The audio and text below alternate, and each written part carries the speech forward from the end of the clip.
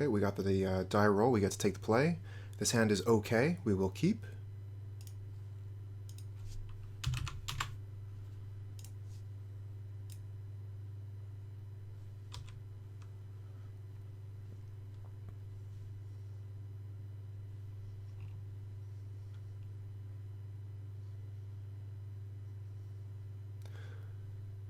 Alright, so it looks like they're playing a no lands list, maybe oops all spells. Could be elves as well. So we don't know how good the Arbiter is going to be here.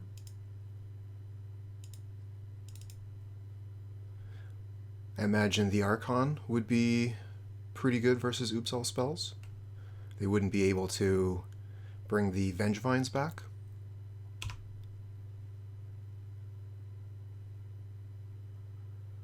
And if they're playing Charbelcher, then we have the Skyclave Apparition. And that could actually exile a Charbelcher if they only have the 4 mana to cast it, but not the 7 total to cast and activate. But we're speculating about things that could happen in decks we don't even know that our opponent is playing here. They could also be playing elves.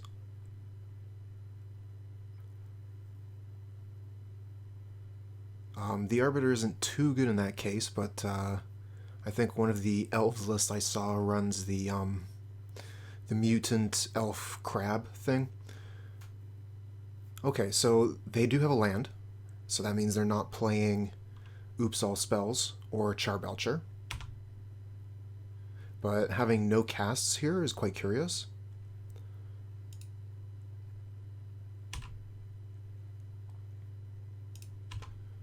Okay, so we attack with a cat, and then we'll play the Archon.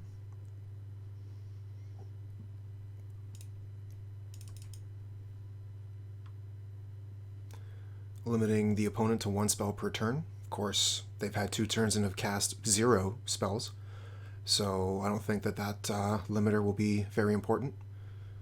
Their lands will come into play tapped, non-basic rather, so that might slow them down a little bit if they were counting on one of these lands to come into play untapped.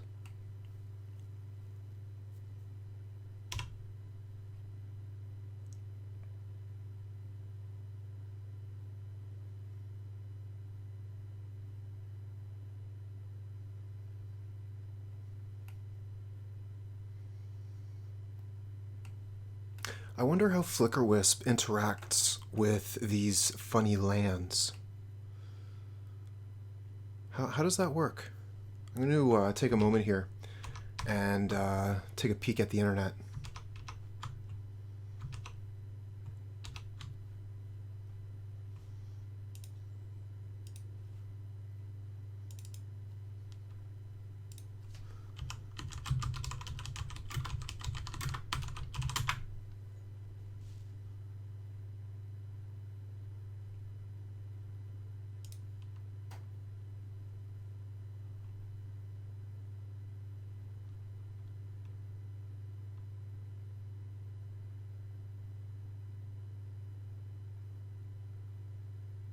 Huh.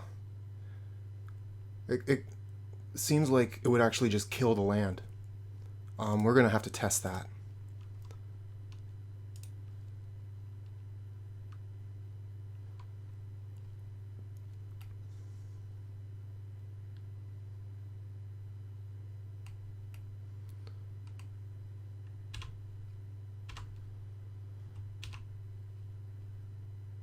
Okay, so we have enough lands to cast the Batterskull.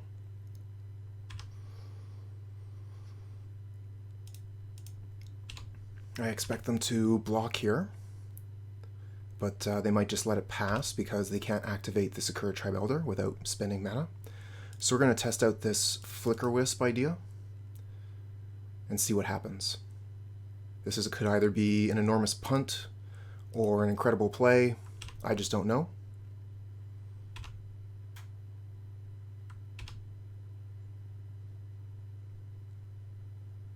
Perfect. So that's the way that interaction works. You Flickerwisp their spell land, and if it's an instant or sorcery, it's gone forever.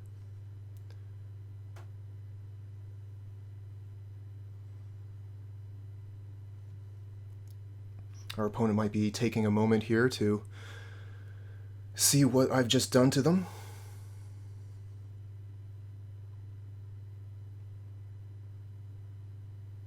Set them back quite a bit, and we've got an aggressive board here.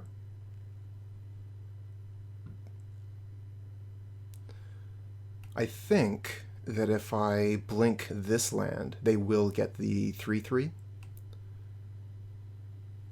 Might actually still be worth it if I get that opportunity to take another land away from them. If they're playing Sakura Tribe Elder, then they're ramping into some kind of nonsense.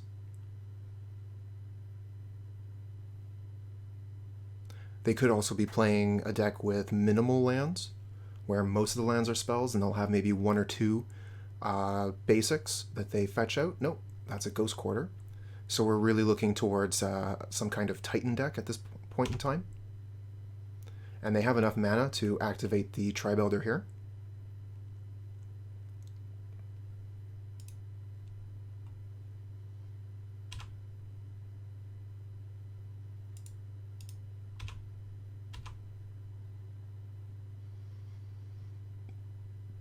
So this is the expected play. They're going to block, pay the mana, and sacrifice the Tribe Elder. That'll put them back on course with lands, and we'll summon the Batterskull.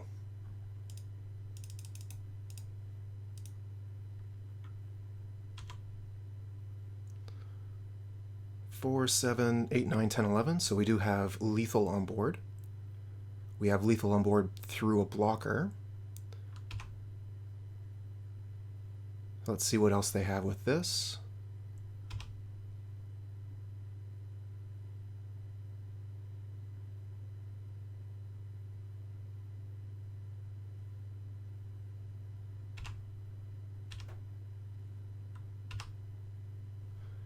Okay, so I think here we use Skyclave Apparition, get rid of the blocker, and then just attack in. We'll leave the Ghost Quarter up, but yeah, we don't need to play this game anymore. Unfortunate that I took out one of the cards that would have been quite good in this matchup. Brought in Auriok Champion instead of Aven Mind Sensor for the Death's Shadows matchups. Mirran Crusader is protection from green. We could bring that in. There is the question of Phyrexian Revoker. I'm sure it would have a couple of names, but I don't think that would be too fantastic, really. Winds of Abandon might also be good. It would allow us to remove a board of zombies and swing in for maximum damage. So this is a maybe. As to what we want to take out, Giver of Ruins can give our creatures pseudo-unblockable. Thalia, I'm wondering about the usefulness of Thalia here. I think they're going to be playing a lot of creatures and lands, and maybe not so many spells. We're going to take those out. We'll keep in the Archon. Having their lands enter play tapped seems decent. The Flickerwisp was amazing against them last game, and the Skyclave Apparition seems okay. It can get rid of the enchantment creature, so we'll submit like this.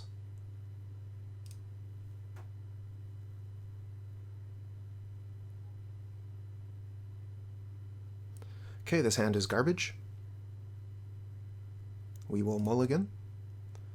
This hand is a little bit better, so we'll keep, and I think we get rid of one of the Ghost Quarters, but we might want to keep both of them actually. If we can find a Leonin Arbiter, Ghost Quartering their lands when we have an Aether Vial would be very effective.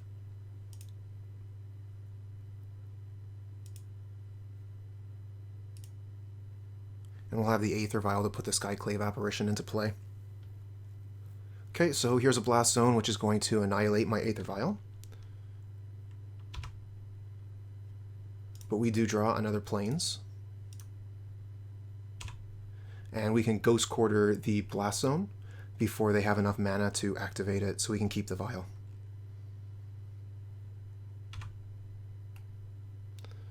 So they need to have a total of 4 lands to sacrifice the Blast Zone. So we might want to look at that Ghost Quarter quite soon, because they could activate it next turn.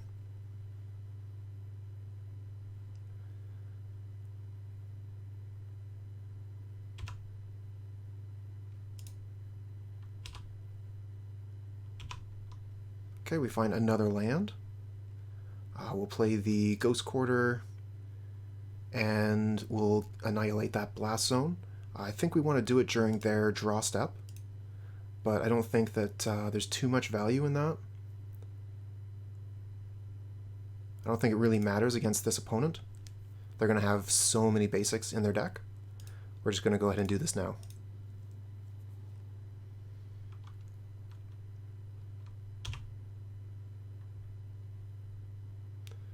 We'll save the other Ghost Quarter for a field.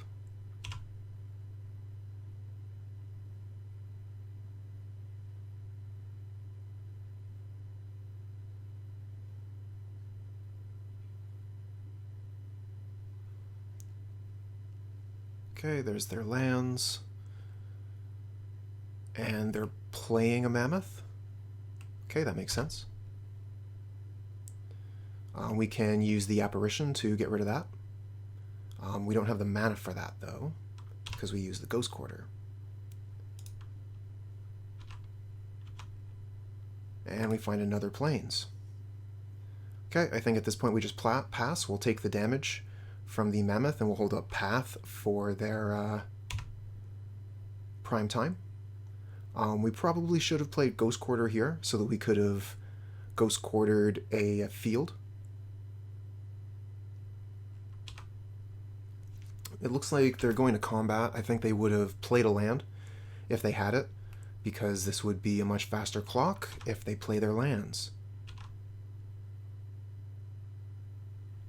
Okay, here's a Tribe Elder. And that's it. So we'll take this up to 3 so we can use it for the Apparition. We get another Aether Vial, garbage. Play the Ghost Quarter. And since we can put this into play at instant speed, there's no need to do it now. There is a question of whether we want to play the second Aether Vial. I don't think it's really necessary, but we have enough mana to do everything. So we're going to go ahead and do it.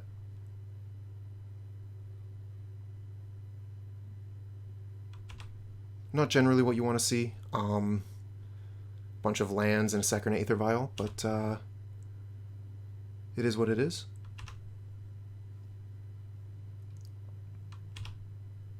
Okay, so they've got their 6th land, so it's prime time.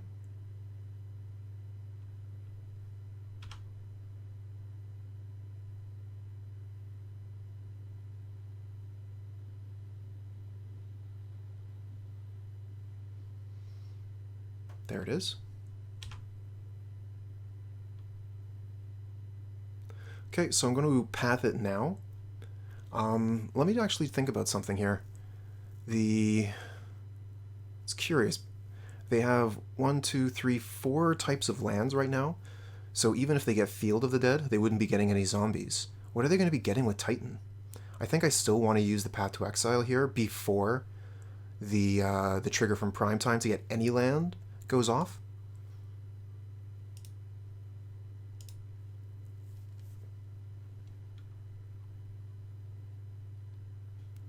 It is going to make their Mammoth bigger, so that might be the entire plan, is just to play Prime Time and Mammoth, but let's see what lands they go get. And then we can play the Skyclave Apparition.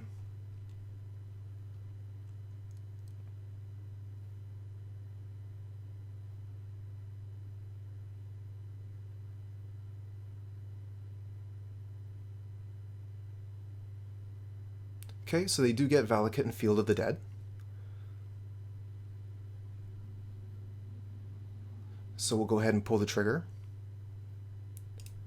I guess we wait until the thing attacks.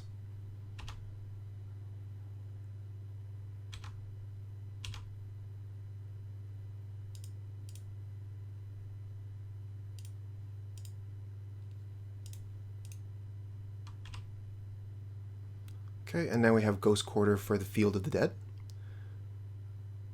The question is, when do we want to activate that? I don't think it really matters. We could do it on their draw step, which I think would have maximum impact. But again, they're probably going to have just a million basics. So we'll put the old one on the stack first. This is the new one. Okay. So yes on this and no on the other. And we're just going to say, I'm not too sure about saying always no to that. I don't know if it's going to be just for that one or for every single planes that we draw every turn.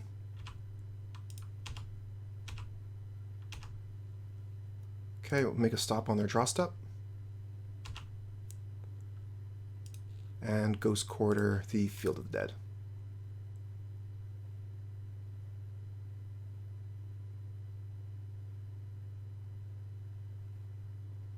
Okay, it looks like they're out of basics at this point. So they have 6 basics in the deck. That's a lot. They have another prime time here. No, this is a Woodland Bellower. So they can search their library for a creature with CMC 3 or less and put it onto the battlefield. They might put another Mammoth onto the battlefield. We'll see.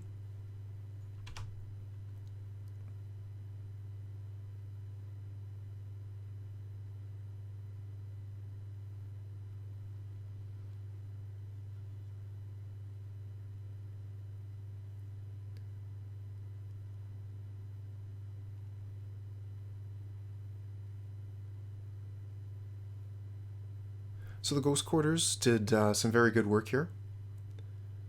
Scoot Swarm. Oh, that's cool. That's really cool. Okay.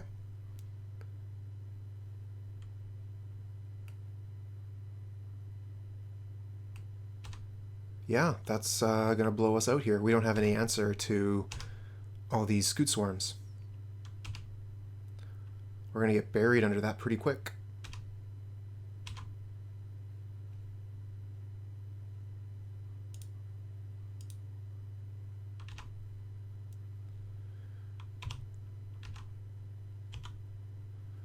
Okay, we get Mirran Crusader, which has protection from green.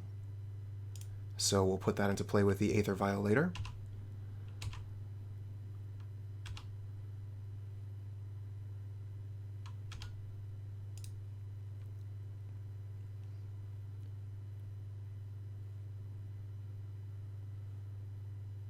I wonder, did they not use the Misty Rainforest because they have no more searchable lands in the deck?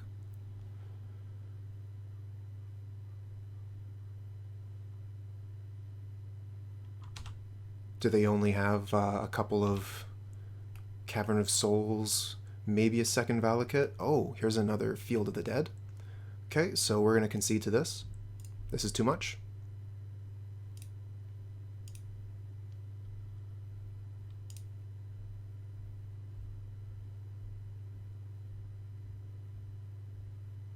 Okay, I think we're fine with the deck as is. The Winds of Abandon might have actually saved us in the end there. We might have drawn into it and been able to blow the opponent out. We did have quite a few lands after all.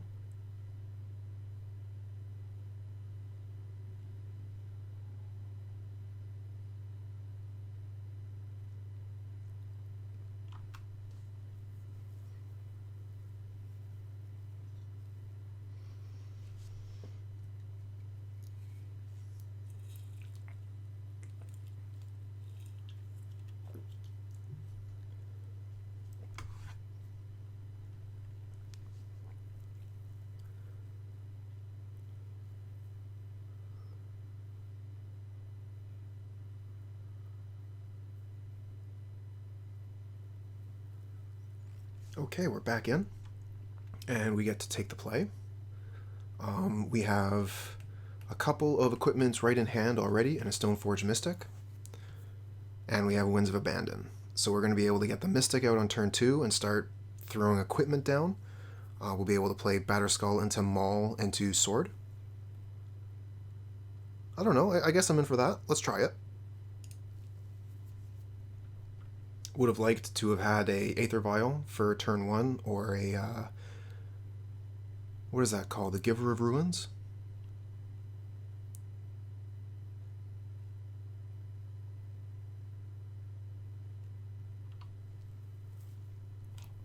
Okay, looks like Sergeant McMuffins has decided to mulligan. And they're keeping 6. So we'll start with the plains and pass.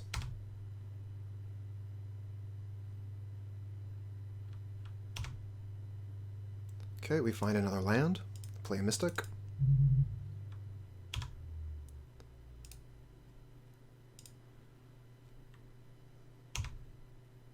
So I think we play the Batterskull, end of turn with the Mystic next turn. And then we can put the Maul of the Skyclaves on it, give it flying, so that it can get past any of their little dorks. And we get a Ghost Quarter. Excellent. We'll go ahead and put that out right now. And pass the turn.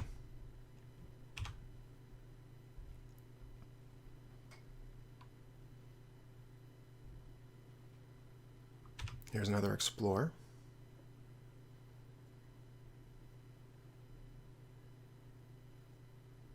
And they got the 2 lands off that one. And a Tribe Elder. So they're ramping quite hard.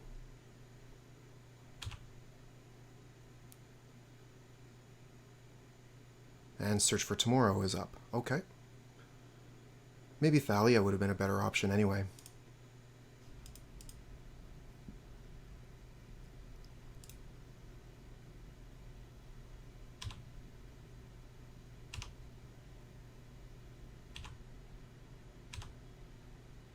Okay, another land. So we can attack with the Stoneforge Mystic. If we throw the Maul of the Skyclaves down with our mana, we can hold up Ghost Quarter that way. We don't have enough mana to put the Maul down with the Stoneforge and play the Sword of Fire. So I think that's just our better mana efficient play.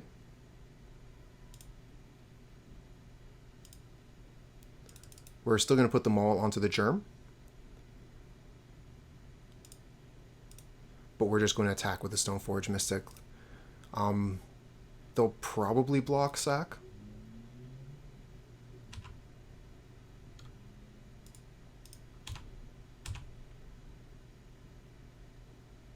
Yeah. No surprise there. But the real damage is the Germ anyways. Okay, so they have 5 lands out. If I Ghost Quarter the field, they'll still have another basic. We're going to keep the Winds of Abandon for their Titan. They're nowhere near close to activating the field yet.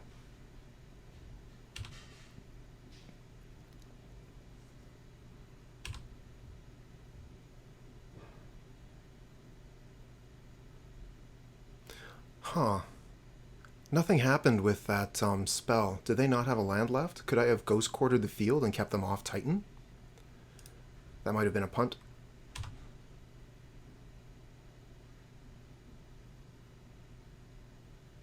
They'll probably get another Field of Dead and a Valakut.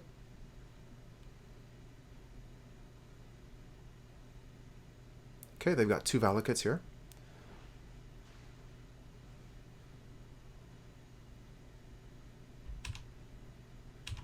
I don't see any reason to use the Ghost Quarter right now. We can wait on it. We find a second Ghost Quarter. Fantastic. So let's think about what we can do with our mana here. We have a total of 5 mana. If we want to use the Stoneforge Mystic to put the Sword of Fire and Ice onto the Batterskull, that would be 10 damage total, so that's not enough to kill them. So we want to use the winds to kill the Titan. And if we're going to do that, then we would have Plains, Ghost Quarter left. No, we would have Plains and Ghost Quarter left. So we could choose between using Ghost Quarter or activating Stoneforge Mystic.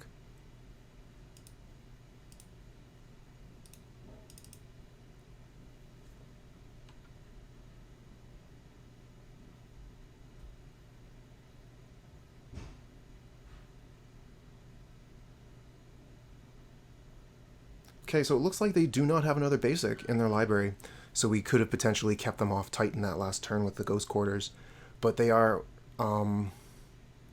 what's the name? Strip Mines now, and now that we know that, we're considering getting rid of the 2 Valakuts. Then they would only have 3 types of lands anyways. In that case, I probably want to attack with the Stoneforge Mystic, and that'll half their life total.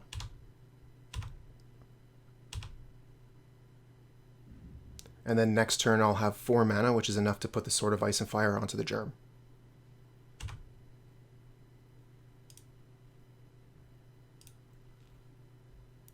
So I'm going to take out the 2 Valakuts.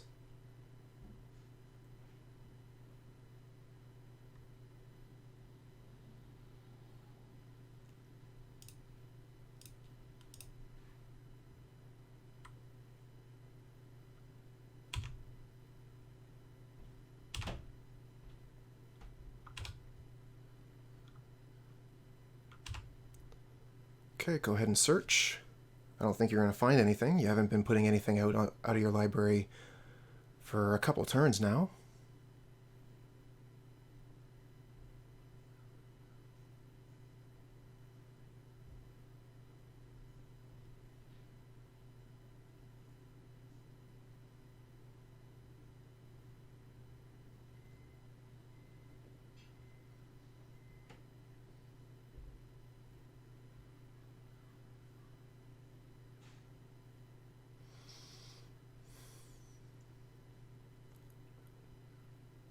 Okay, there is another forest. I wonder why they haven't been grabbing it earlier. Is this another Titan? No, this is the Woodland Bellower. So they do have a blocker for my ground force here, but I should be able to get the Sword of Fire and Ice onto my Germ with the 4th land. And that should end the game. Okay, the Excavator lets them play lands from the graveyard, but that doesn't do anything really. The game should be over here. Okay, we get Aether Vial.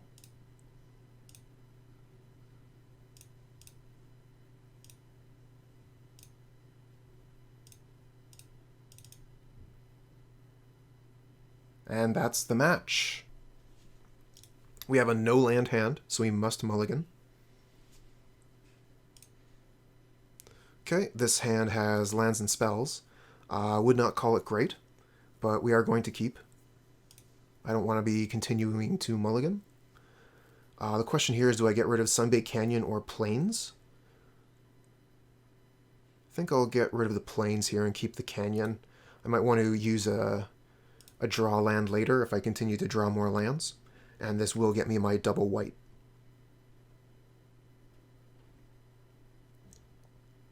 Okay, our opponent has mulliganed to 3 cards. I don't imagine they'll go any further than that. People usually stop at 3. Okay, they have kept. And they're starting with a Bloodstained Mire. Watery Grave, so this might be a Death Shadows deck.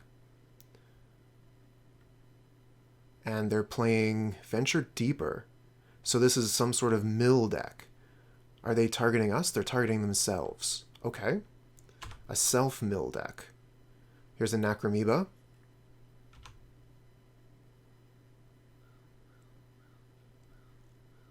And another Merfolk Secret Keeper hit the graveyard, as well as a plethora of lands. They have 1 card left in hand. The Sword of Fire and Ice will get the Flickerwisp through the Necromoeba. So will the Giver of Ruins. Find a second Giver. Our choices on this turn are quite slim. Seems quite obvious. Plains, Giver of Ruins, go. Looks like next turn we'll probably be playing a second Giver, unless a better option comes off the top. And we'll want to hold up white mana. Okay, our opponent has nothing, it seems. They could be waiting to do something post-combat. But people generally play their lands first main if they have them.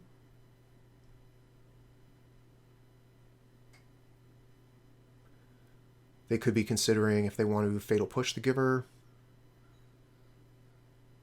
Ah, here's a Gravecrawler. Okay.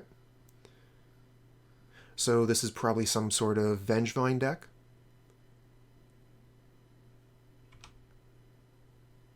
We have Rest in Peace just for this thing, and now we can play 2 spells. I'd like to play the Field of Ruin so I can get the Aether Vial out without costing myself any life.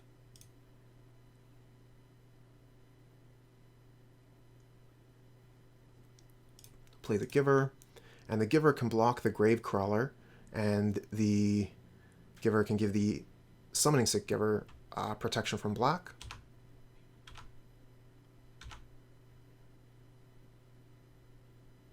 It doesn't look like there's anything too hot to hit with Flickerwisp.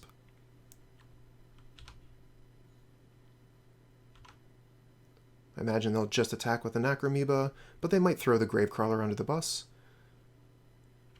Okay, it doesn't make much sense to throw the Gravecrawler under. They probably need more zombies in play to cast any Gravecrawlers that end up being milled.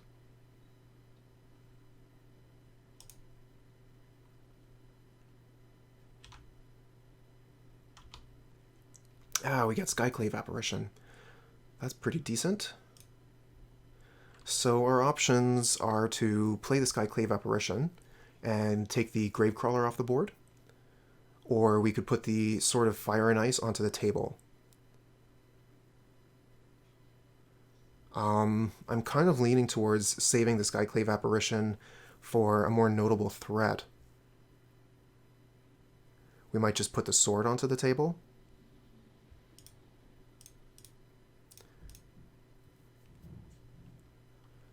Hard to know also. We don't know if our opponent is playing basics. I imagine they are. Most people play basics in this day and age. There'd be too much risk to Blood Moon. And I imagine they're mostly a 2-color deck, probably with a splash of green for Vengevine. Green also gives them access to Life from the Loam and Abrupt Decay, Assassin's Trophy. All excellent spells. Okay, no blocks.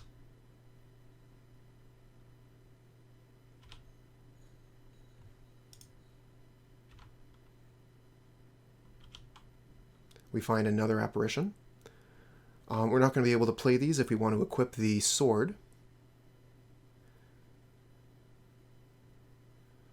Although I could go ahead and put one down, get rid of that Gravecrawler, and then could potentially attack, but that doesn't seem very good. Again, the Flickerwisp isn't going to do anything too interesting. I'd rather hold it in hand to flicker a Skyclave Apparition later, in which case I might want to put one down this turn just so that it will be available for the Aether Vial next turn to Flickerwisp it. So we're just going to get this zombie off the board. Now they won't have zombies in play, so they can't cast zombies from the graveyard. I could attack for 1 here, and I'll leave 1 Giver back on protection duty. They have so few spells and resources, I'm not too worried about them double spelling here.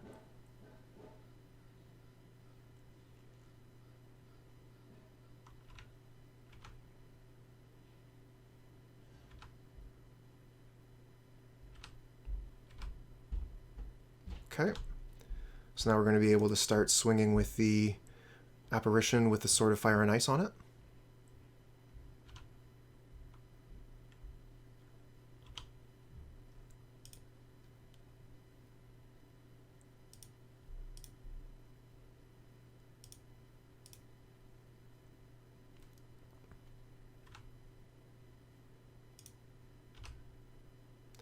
Okay, so we can do...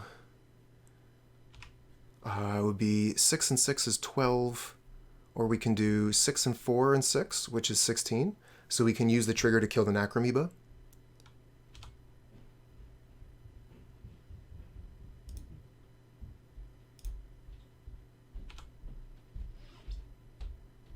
And we draw a Batterskull. Fantastic. I suppose we pass here.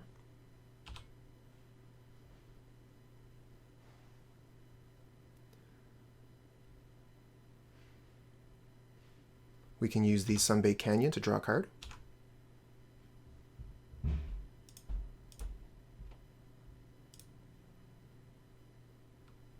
We find Thalia. If we play Flickerwisp, that'll be 6, 7, 8, 9. So that would not be lethal.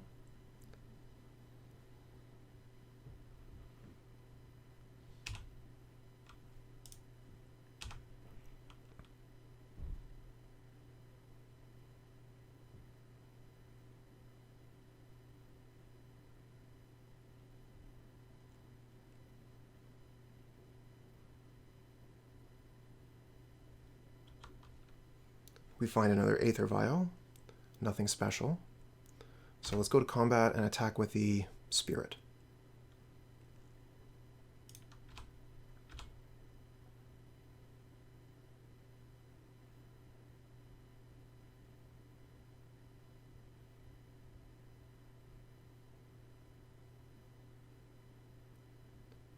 Difficult situation for them. Removal spells aren't really going to work here because I have 2 Giver of Ruins. And playing Thalia in the second main means that their spells are going to cost 1 more, so they're not really going to have the resources to bounce back here.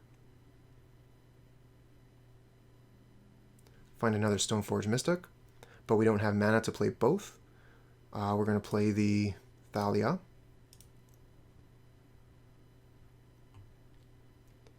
And I suppose we'll play another Aether Vial, or we'll hold up a mana to bluff Path, I suppose. The other Aether Vial isn't going to matter.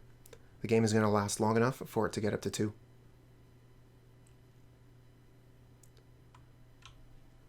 Okay, so we saw a little bit of what the opponent was doing, enough to know that Rest in Peace seems quite good.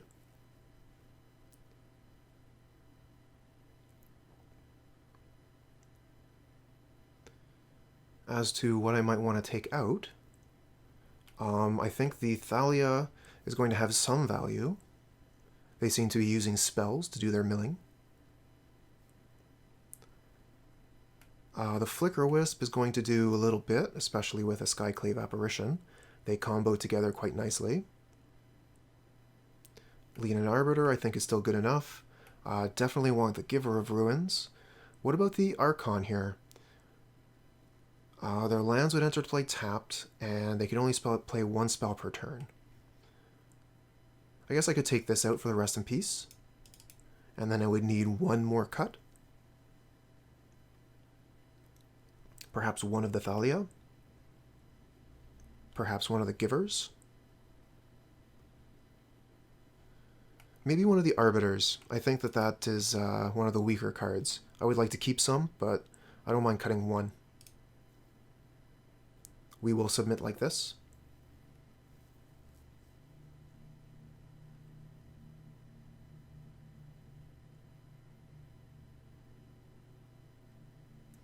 Okay, so we have 2 lands.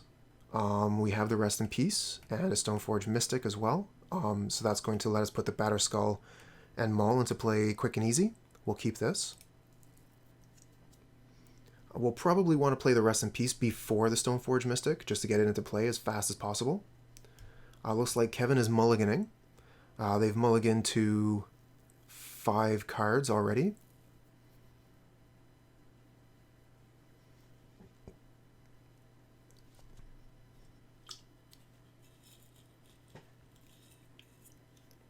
Okay, it looks like they kept at 5. So here's a basic Swamp and a Stitcher Supplier. Okay, nothing of any value in the graveyard yet. We find Leonin Arbiter, very cool. We'll play the Shefet Dunes and pass back. We have Path to Exile up. If they get a Vengevine, we can get it off the board. Should not yield. Turn off auto yields. Okay, here's some Necromebas. So they got a small army here.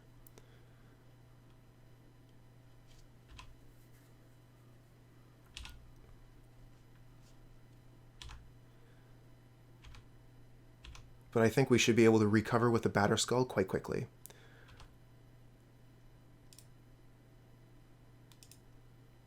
Use this for colorless, and we'll lose a life from the canyon. Get rid of that graveyard, thank you.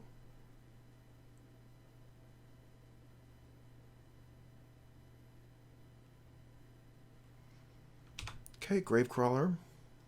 So again, they do have the aggressive board here, but I believe that I'll have enough time to put out a Stoneforge Mystic and a Batterskull. Okay, we find Giver. Doesn't fit into the plan yet.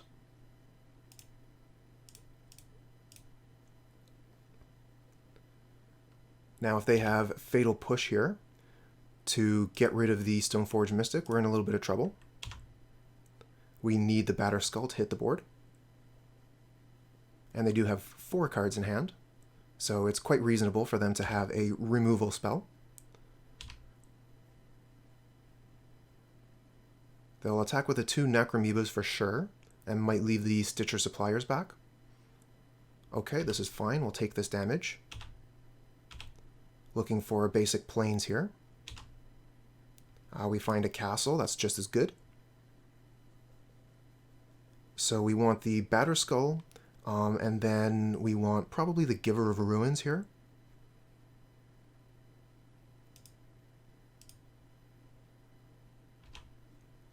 So we'll pass. We won't show them the Batterskull yet, but I'm sure they assume that we have it.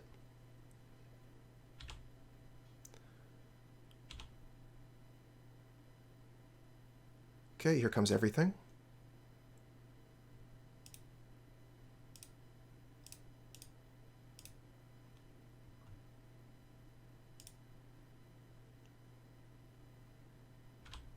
Okay, so Fatal Push the Germ is a thing they could do.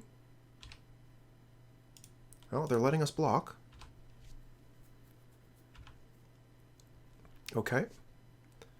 And they ended the turn, so now we have the Giver of Ruins up. So let's take a moment here to consider what our options are. I think putting the Maul of the Skyclaves onto the Germ seems pretty good. It'll swing right past these suppliers and hit the opponent in the face for a bunch of damage.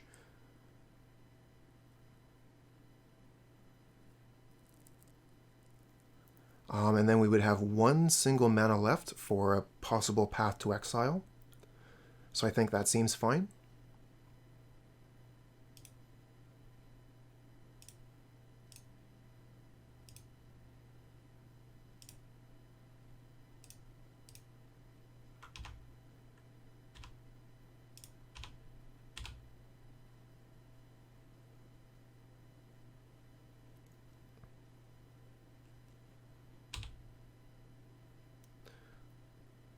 Okay, I think we just pass here with Path to Exile up. Next turn I wouldn't mind getting a Leonin Arbiter into play. But I decided I wanted to maximize the damage. Going forward, we can use Giver of Ruins to give the Germ Pro Blue so the opponent cannot block.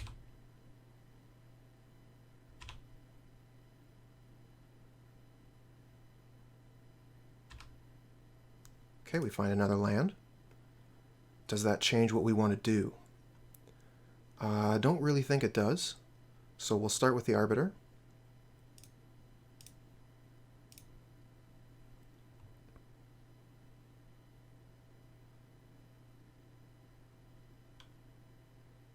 And if we get another land next turn, we can give the creature Pro Blue with a Sword of Fire and Ice.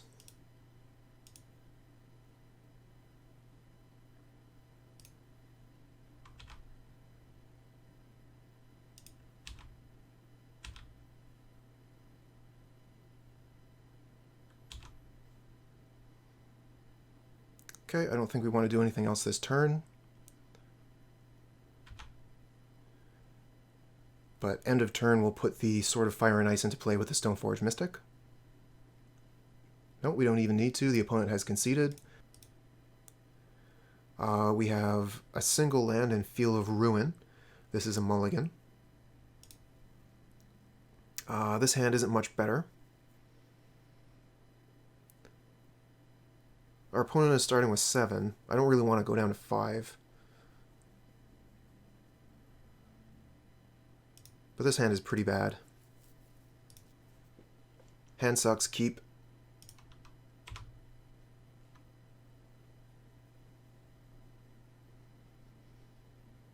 It's really going to come down to if the opponent can answer a Stoneforge Mystic or a Batterskull.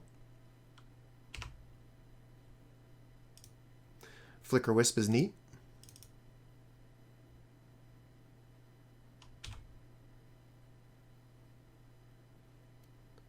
Okay, here's a Hollow Fountain tapped. If they're a blue-white control deck, I'm sure they can take care of a Batterskull.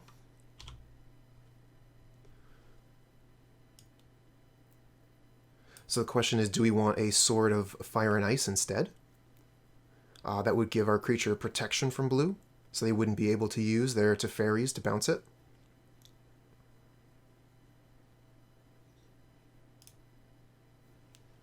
Okay, we'll try that instead.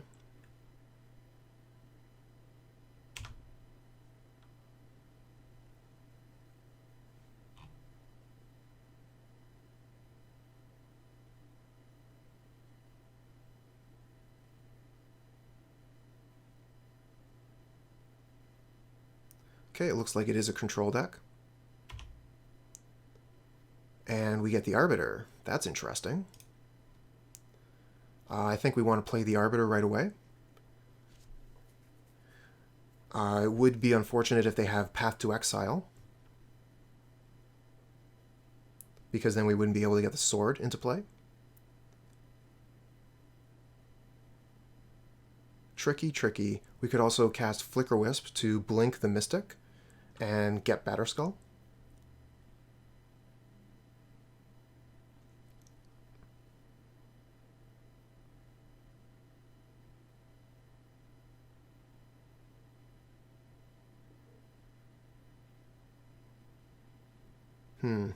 Tricky situation.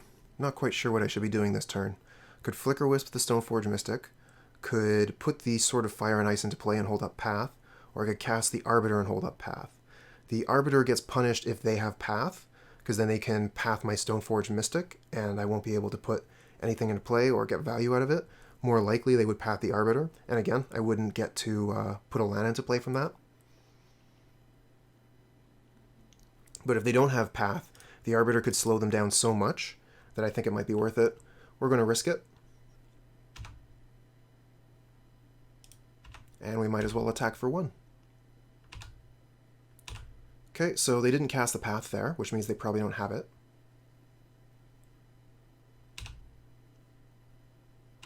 Wall of Omens blocks anything with Sword of Fire and Ice. But if we get land here, we can at least go ahead and put it into play and equip. We do? Okay.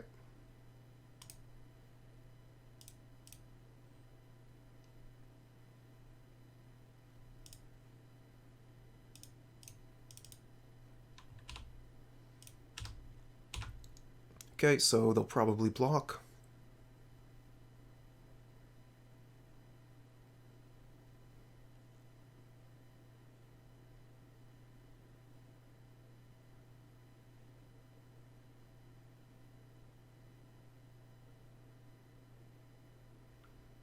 And they do, so we do not get to draw a card. Next turn we're going to be looking at flickering the Stoneforge Mystic.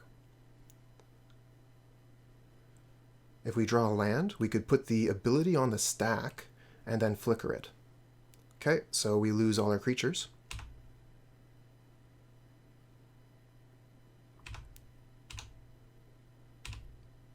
We do get land though. So we could flicker their Colonnade and put the Sword of Fire and Ice onto the Flickerwisp.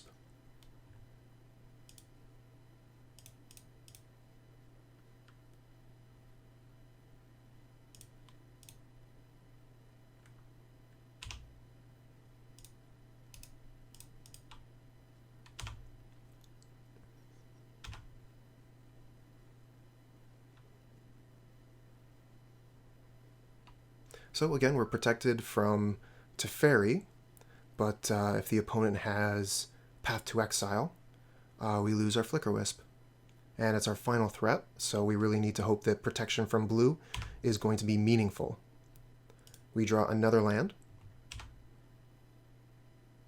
Probably should have waited on playing that land because we might draw a draw land if the Flickerwisp connects.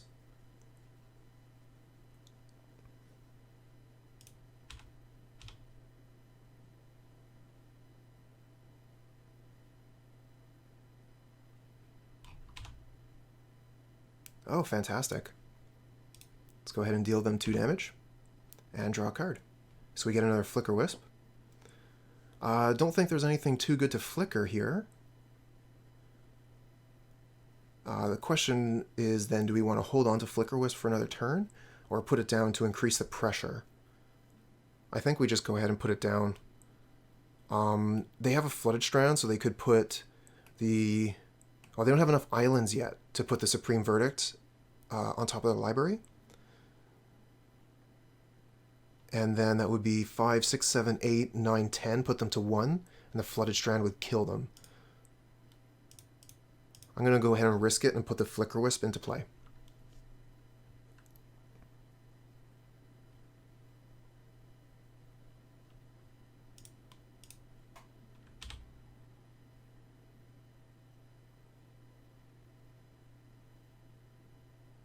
Would have loved an Aether Vial for the Flickerwisp. We could have been taking land away from them on their turn. But they're going to get the land back tapped.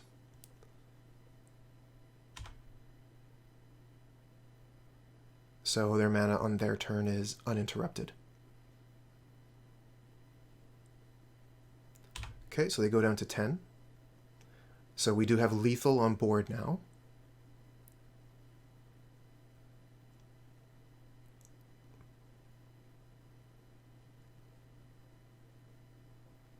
I guess if they get land, do they have enough for the colonnades? 1, 2, 3, 4, 5, 6. So they will be able to activate a colonnade. Okay, no, they play the wall instead. We would have been able to path a colonnade if they had gone in that direction, but they have plenty of mana up here, so they can tap our team with a Cryptic Command, draw a card. That's what I expect to see here.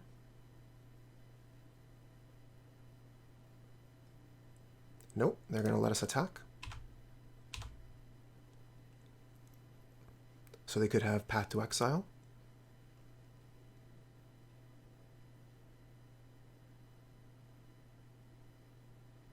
I mean, they have 6 cards in hand, so they must have something.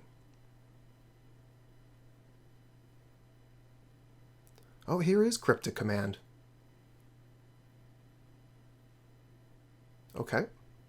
So they've decided instead to return Sophie to my hand and draw a card, so they'll take 6. Go to 4. And I'll put Sophie back into play, as well as Giver of Ruins.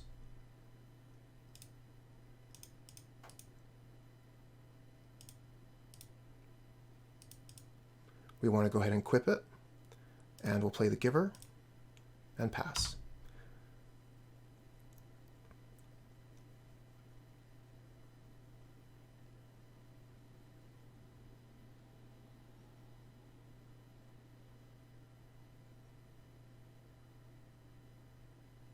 Okay, so they have a Mystic Gate. Another non-island card.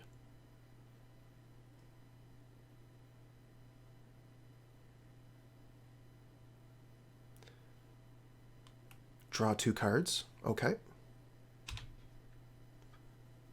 They have 4 mana left. Cryptic Command. Tap my team, draw a card is good. Path to Exile is good. Before they cast the Opt, the Supreme Verdict would have been good.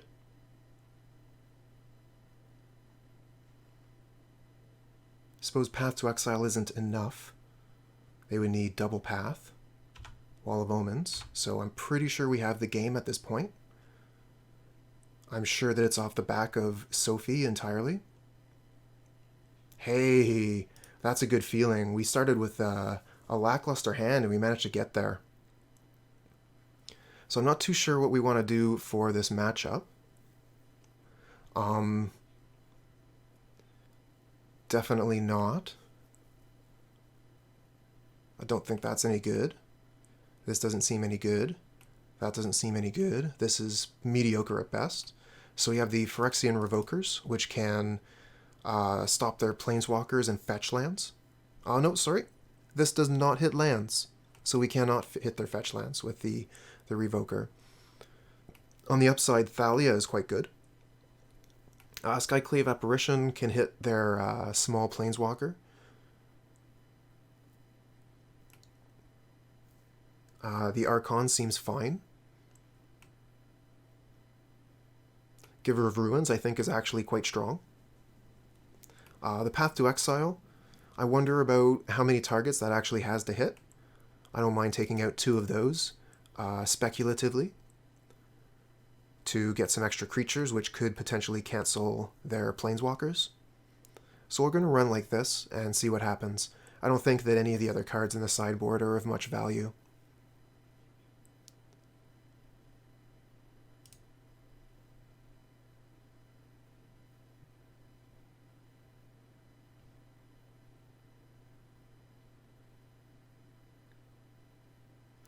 Okay, this hand is fine. We'll keep. We're going to be looking to play the Arbiter on turn 2. Arbiter is better on the play, but still quite strong against a deck that's looking to use fetch lands. Okay, we get another turn 1 play. So we're going to be able to put the Giver of Ruins into play off the Aether Vial.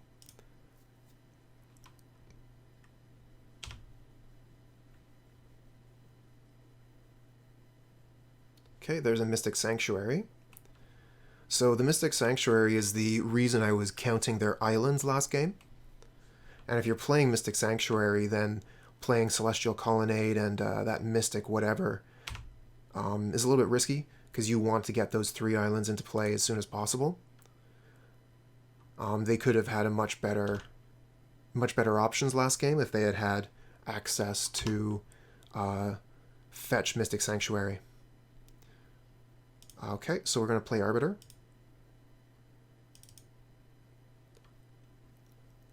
And again, we'll be punished if they have Path. Okay, they have Spell Snare instead. That's fine. End of turn. On their turn, we'll put the Giver of Ruin into play. Here's a Time Raveler. So that probably bounces the Aether Vial, and that means we get to kill the Teferi.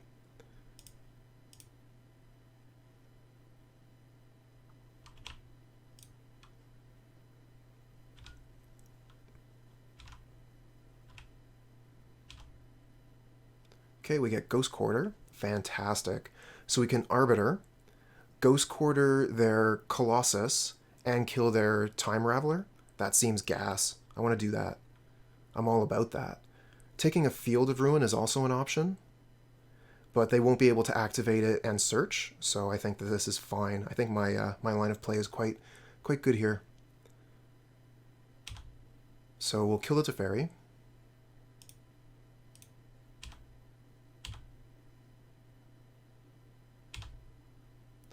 Play the Arbiter.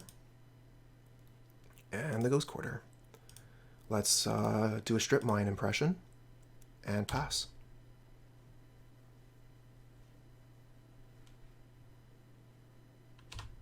Okay, they're looking for lands. That's my assumption anyway. Okay, so they now have 2 islands. Their Mystic Sanctuaries are basically unlocked. They'll need 1 more. Skyclave is not going to do much good here, and the Stoneforge Mystic isn't going to work with the Arbiter very well.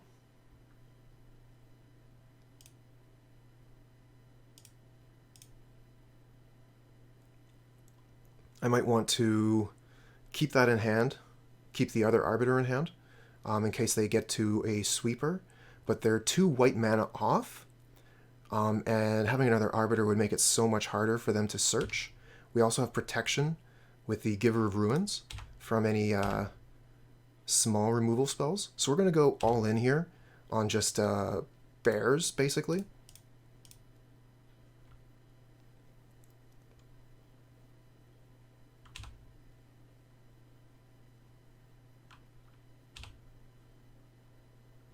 Okay, and here we can hit 2. If they do anything, we can respawn with Giver of Ruins. Okay, so there's a Plains. And a Monastery Mentor. So we can use the Apparition to get rid of that.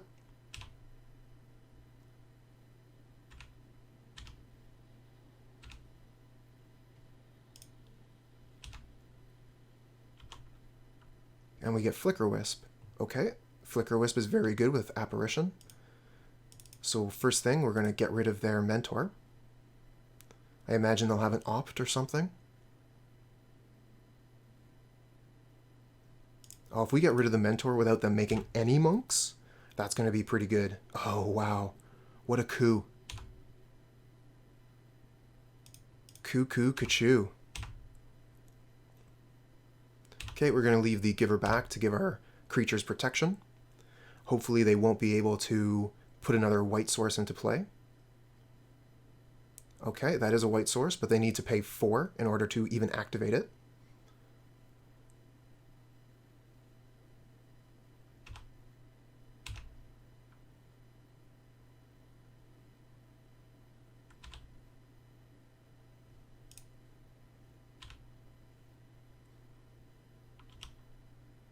Okay, so that's at 2 now, so we can recoup with a Stoneforge Mystic if they manage to sweep the board. I am still interested in keeping the Giver back, even though that makes it a 2-turn clock. The Flooded Strand needs to be cracked if they want to get a white source. So I'm fine with keeping the Giver back, losing that 1 damage, because I think I'll get that 1 damage anyways on the Flooded Strand. Okay, there it is.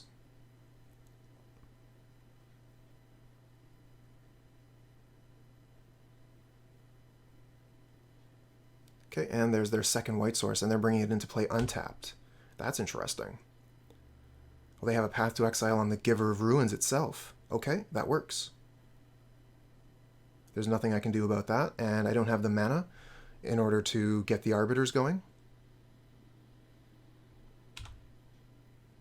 Okay, I can play Flickerwisp here, but I'm not interested in doing that.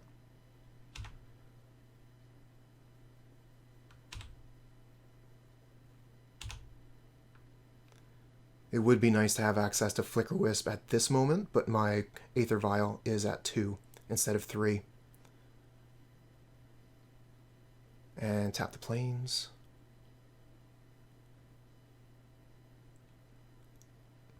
Okay, there it is. Supreme Verdict. Nothing we can do about that.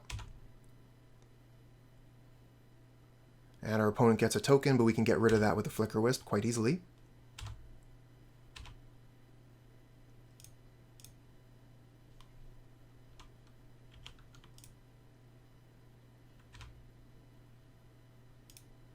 And now we can search. So we might want to get Sophie. Actually, I think we get Maul here. Maul puts them to 1. That's pretty close, but not quite good enough. Maybe we get Sophie here. Protect ourselves from their Planeswalkers. So basically the decision here, all the equipment here are quite good. The Maul will immediately equip to my Stoneforge on my main phase, and then I can hit them for 3 in the air, putting them to 2. But I don't think that's going to be too good. They're going to have Colonnade to block later. I am going to grab this Sophie, I think.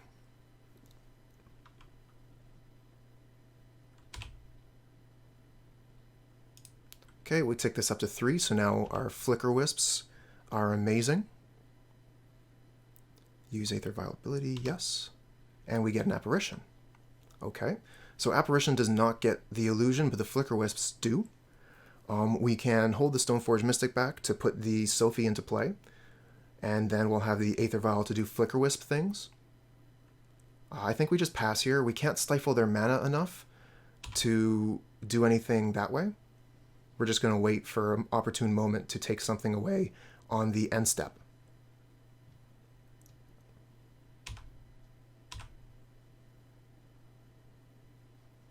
So we can flicker the illusion token, but that seems mediocre. Flickerwisp already has flying. We could flicker the colonnade on the end step. That seems quite good. We could flicker there to fairy. So I can only cast spells, but these are activated abilities, so that's no problem. And I can even put the Apparition in to take the Teferi off the board. Okay, so they're returning the Stoneforge Mystic, so we'll activate it. And put Sophie onto the board.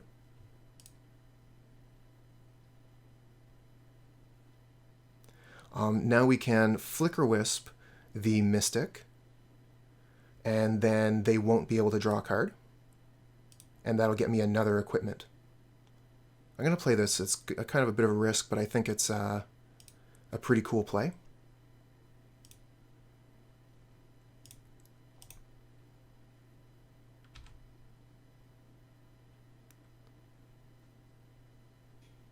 Haha, nice. Okay, this hand is not very appealing. So they have Luris. You have to wonder if Thalia is going to be good versus the deck. If it's a Death Shadow deck, then it is okay. If it's a burn deck, it's okay. But, I mean, so many lands. I want to mulligan this. Too many lands. This hand is better. We'll keep this. We'll get rid of one of the lands. I think one of the draw lands, so we can keep Ghost Quarter Plains. And depending on how they start, we'll decide if we want to put the Thalia or the Arbiter down first. But we're expecting to use the Ghost Quarter on turn 3. Mishra's Bauble. Okay, so it could still be a couple of things. It's definitely looking like a Death Shadow list. Basic Mountain could mean prowess, so it's a prowessy, burny Luris deck. Okay. Thalia is going to be pretty good against Goblin Guide. Has first strike, but it's going to take us a couple turns to deploy it. And we got a Thalia on top.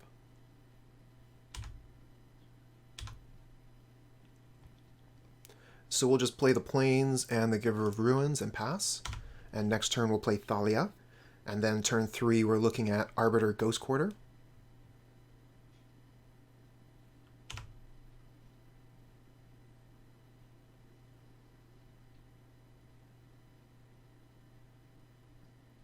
Okay, Sacred Foundry. This is going to be a burn heavy list.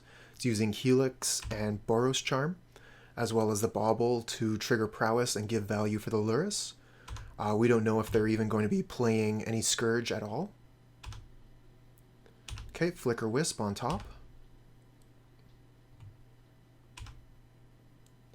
We'll play the Ghost Quarter, so we won't lose any life when we're playing the Thalia, and pass. If they have another land here, they're going to be able to play basically any spell. Okay, here's another Helix. We'll play, I think we'll still stick with the Arbiter, Ghost Quarter, their Sacred Foundry. Take them off white mana. Although the Stoneforge Mystic is quite good. I think I would rather play that. We can get Batterskull.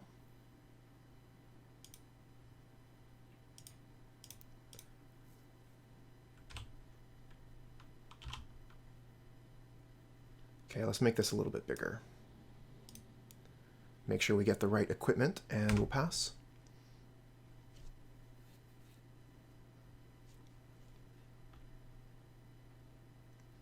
Let's see if this turn is the lucky turn where Goblin Guide draws us a land. Oh, we get 2 Goblin Guides. Not necessarily double the chances of lands, but it is what it is. So we're just going to have to take this damage. We want to keep the Stoneforge Mystic around. Okay, we do draw a land this time. And is that another Thalia we revealed? It is. No blocks. Play a land. So if we play the Thalia, then we go to 6, which is a no-no. We're going to want to hold the Batterskull up. And that's all we can do.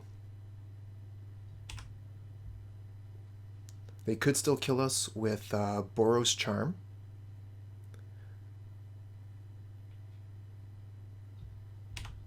Okay, they no longer have us with Boros Charm. Looks like we're going to get our turn. I don't think they're going to attack at all.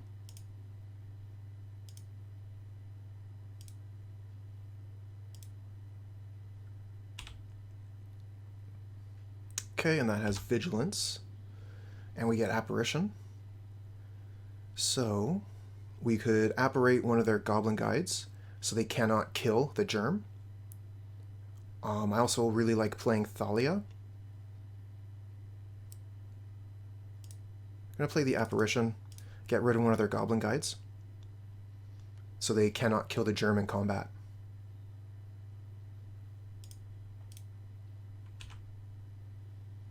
They'll have to use one of their precious spells to kill the Germ.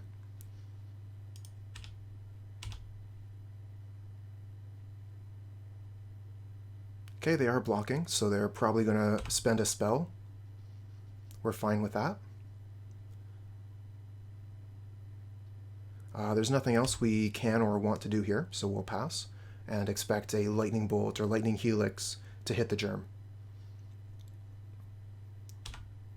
Okay, there it goes.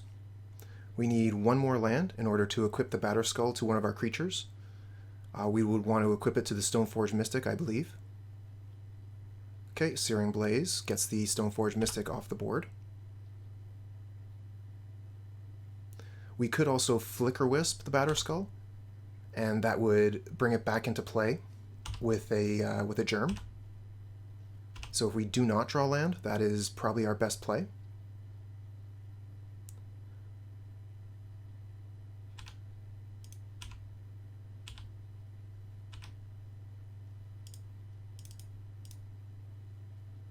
Leonin Arbiter Ghost Quarter is also okay, but I want to get this Batterskull going again.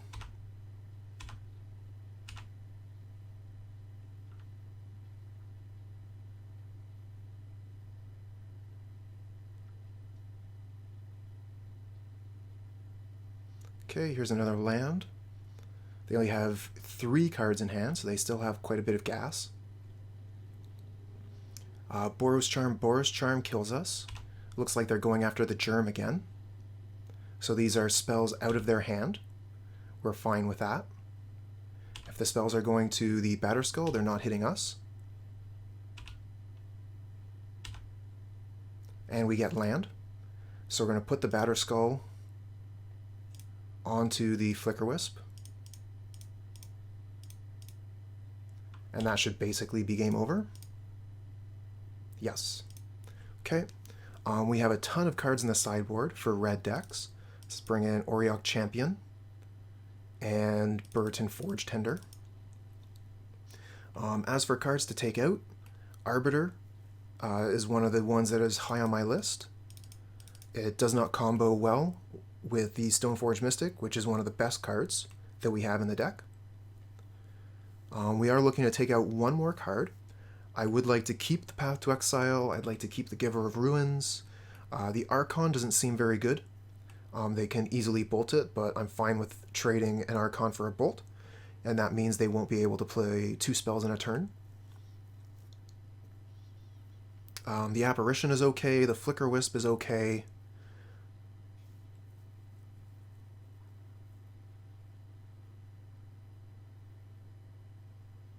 I want to keep all my Thalias. So we're looking at taking out either an Archon or maybe an Apparition. We could also take out one of the paths. I think I would like to keep... So maybe we take out one of the paths or one of the Apparitions. Okay, we're going to take out an Apparition because we're on the draw, so path is quick. We want something quick.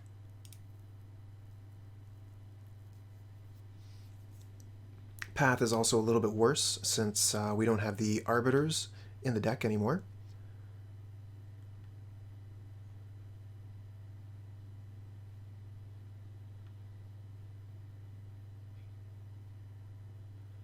Wonder what would have happened if the opponent had put all that damage at us instead of the Germ.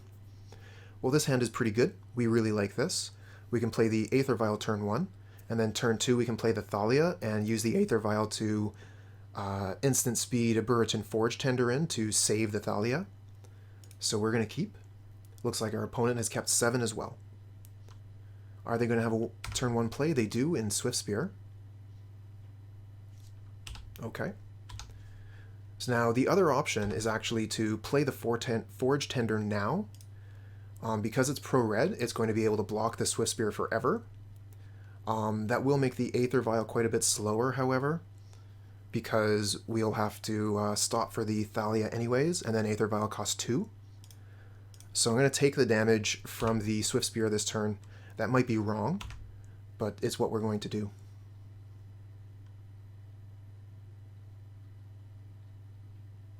Okay, Rift Bolt. It looks like we're only taking 1 damage from the Swift Spear this turn. So I think that that's probably fine. That is the least amount of damage we can take from a Swift Spear. And we had another land. Okay, so we'll play the Thalia and pass.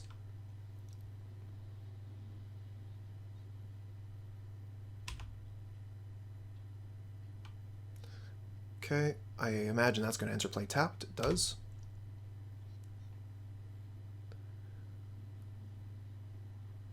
Okay, so here comes the Rift Bolt. They have to pay a mana in order for it to work.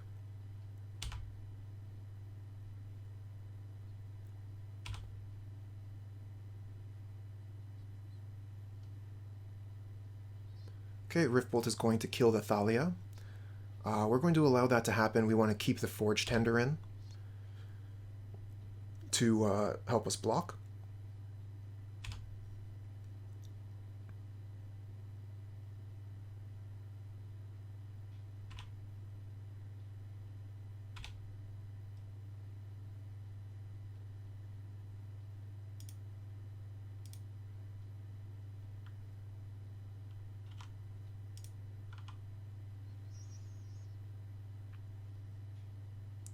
Okay, so this cancels the Monastery Swift Spear for the rest of the game, or as long as I keep this around anyway.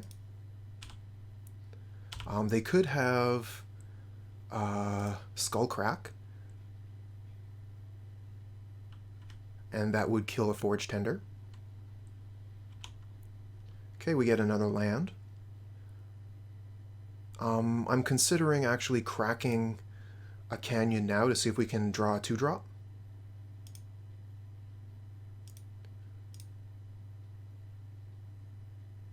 We do still have access to path, and we get another land. Okay, so I think we just pass here. And we have path available if they have another creature. It would be... Oh, hey there, handsome. Good to see ya. Thanks for dropping by. You see what we got here? Another burn opponent. Yeah, Death and Taxes. It's the way to go. I hear it's really hot right now.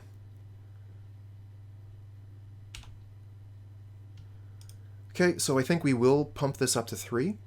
It's going to give us access to some of our more interesting cards. Flickerwisp is quite nice with an Aether Vial. And we get a 3-drop. I'm going to play the Field of Ruin and pass the turn.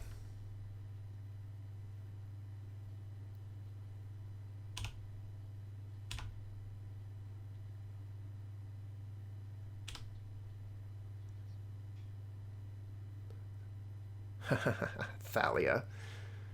Okay, so they're hitting me in the face. What cute name do you have for the Skyclave Apparition?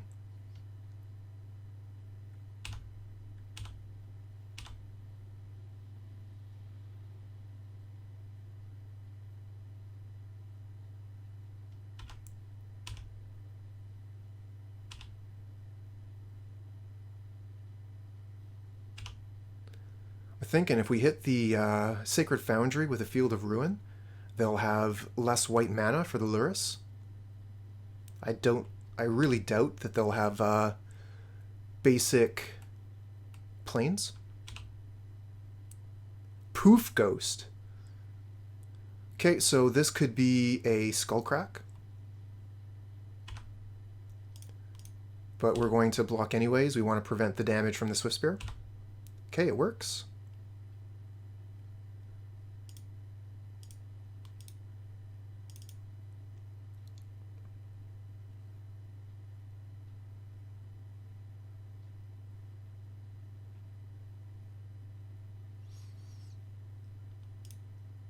Okay, they get basic mountain, I get basic plains, no surprise. So there is the question if I want to put the apparition into play and take the Swiftspear. I think that we might as well. We need to be doing something. And I don't think this deck is going to be presenting many other excellent threats besides the Lurrus. And we have the Path to Exile to answer that. This is going to let us start attacking.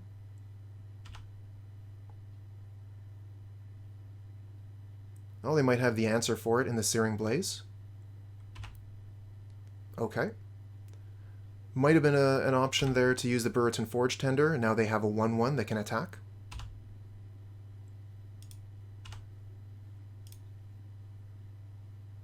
I'd like to see blue-white taxes with the new land. Which land is that? The Mirror Pool?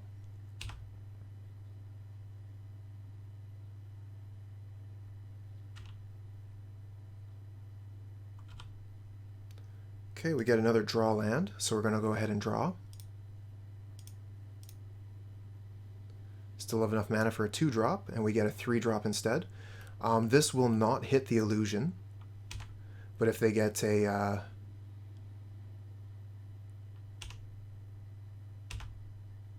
an Eidolon, for example, this can get rid of it, or Goblin Guide. I am curious if they will attack here. I think that I'm going to use this opportunity to... Yep, they do attack. Perfect. So we can put this into play and block the illusion with a 2/2. Let's see what we got on top. Burrenton Forge-Tender number 2.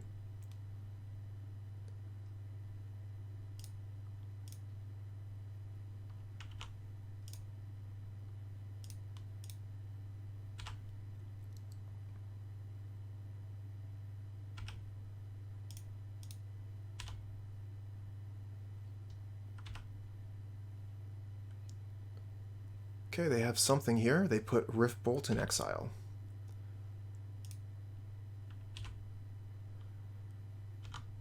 Okay, so we get another Burrenton Forge-Tender we knew about. We're going to play it.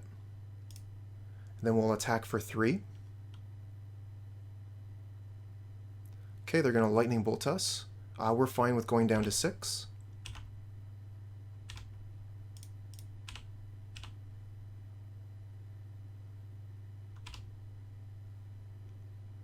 We're going to want to keep the Forge-Tenders around as long as possible, so we're fine with going down to 3 here with the Rift Bolt, and then we'll try and counter everything else they do.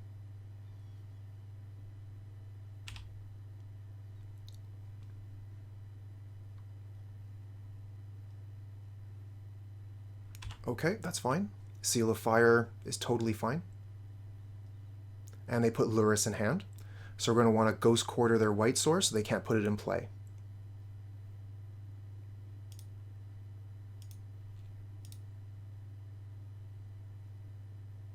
Oh, and they have no more basics either. So good Ghost Quarter. We can actually Ghost Quarter another one of their lands now.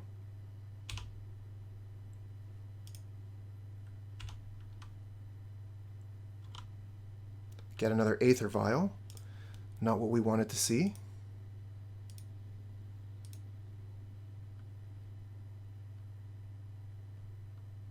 Now there might have been some wisdom in saving that Ghost Quarter to hit a white source, but I don't mind just taking them off of whatever they have here. Now, we might want to keep one of the Forge-Tenders back, but I think with the Path to Exile, we're going to hold Path for their creatures. And, okay, so they're using Seal of Fire to kill the Apparition, which will give them a 1/1. And the 1/1 can block a Burrenton Forge-Tender. So I think that we have to save the Forge-Tender here.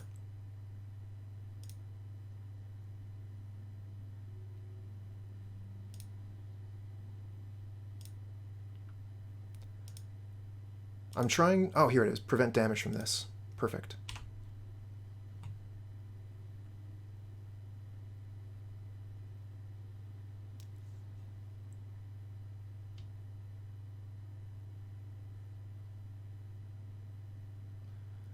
Okay, so we might as well play the Aether Vial.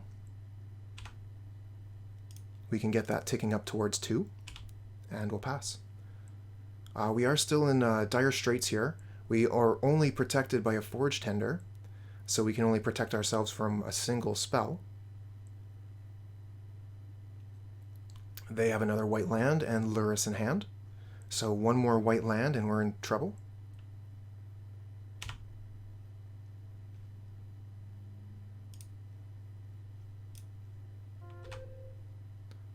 Yes, I want to use the Aether Vial. And no, I do not want to use the Aether Vial. And we drop planes.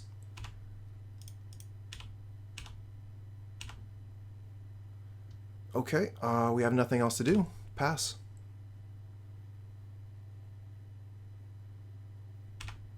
Okay, the opponent does nothing.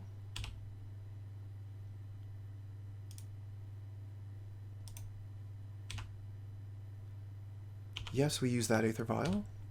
And then, no, not this Aether Vial. And we get another Aether Vial. Garbage.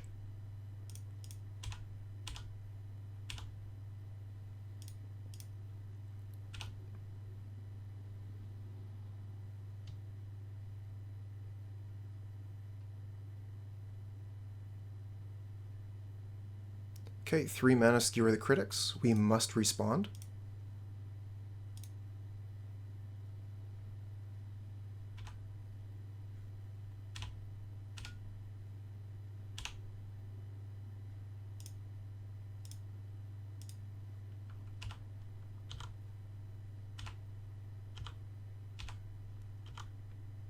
And we get a Thalia. Decent.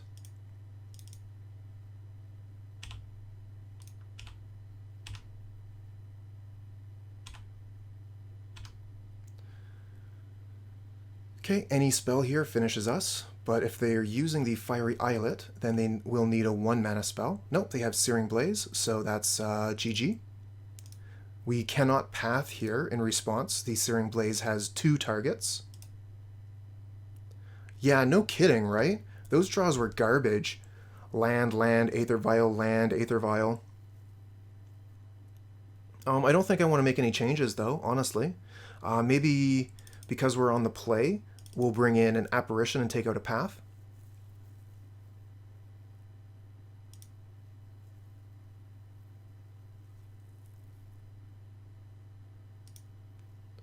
We're really looking for those Auriok Champions.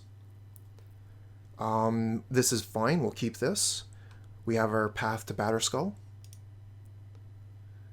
We would have liked a 1-drop to protect the Stoneforge Mystic.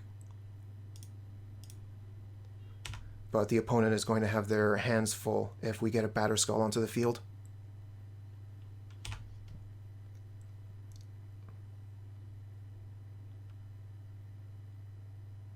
Okay, what is this? Goblin Guide. So let's see what's on top of the deck. Flickerwisp.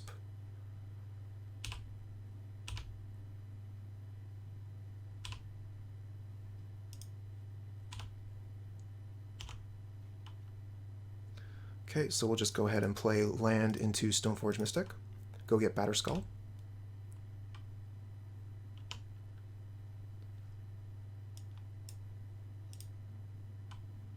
And hope that we have one more turn with the Stoneforge Mystic on the board, but they'll probably have a Searing Blaze for it.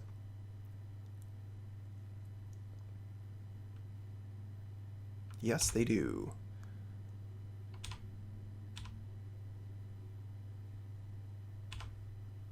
Okay, we have another Apparition coming up, so we can at least get the Goblin Guide off the board.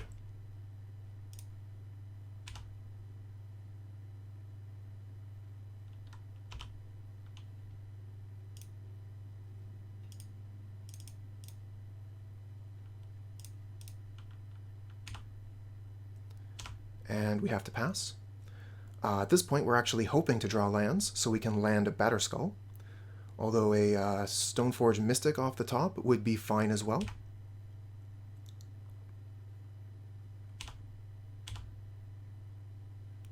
Okay, we do not want to block. It'd be too easy for them to just cast a spell and Boros Charm and end the Skyclave, giving them another token.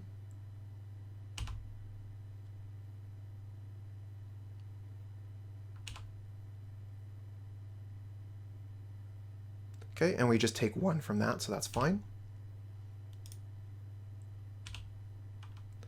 Bump this up to 3 so we can do some fun things. Ooh, Maul of the Skyclaves. That's a fun thing.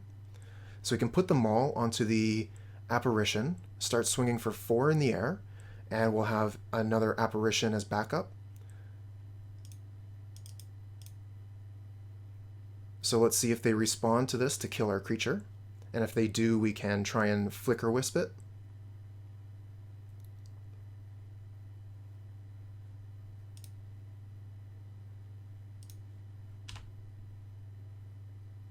Hey, it worked. Okay.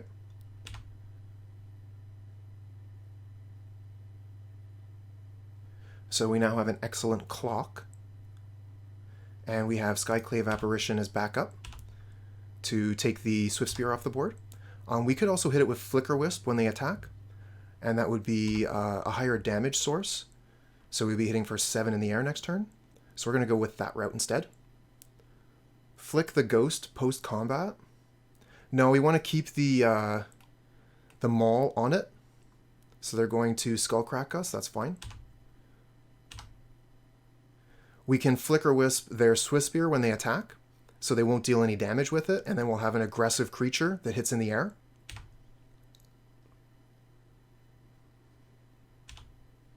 So they have 2 spells in hand. If they have Lightning Bolt, we're dead, even with a block, or we would have to block.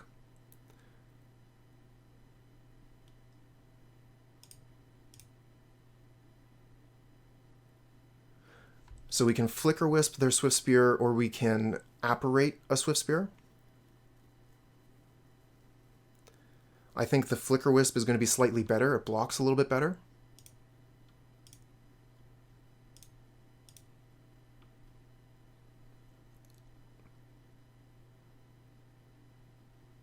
Okay, so Swift Spear is out of combat. We don't have to worry about it blocking.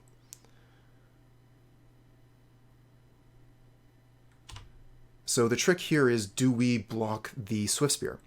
If they have 2 Lightning Bolts in hand, we're dead. So I think we do have to block, and we don't have them with lethal on the crackback. It's only 7 damage. I'm fine with doing 4 and then 7. So we will block here. They'll need to cast 2 spells in order to save the Swift Spear from a trade. Or just 1 for 1 the Flickerwisp.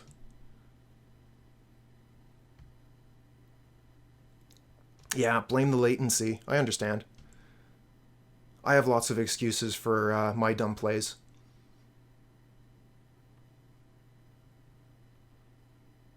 Okay, so what do they got? What do they got? It looked like they were casting a spell here.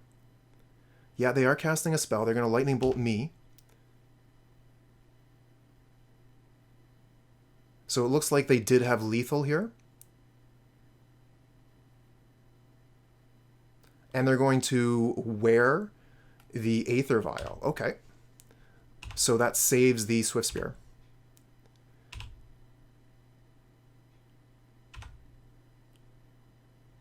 And we lost the Aether Vial. Ah, the Stoneforge Mystic is nice, but I think we have to apparate one of their Swift Spears. The Flickerwisp isn't going to work in the same way anymore because we lost the Aether Vial.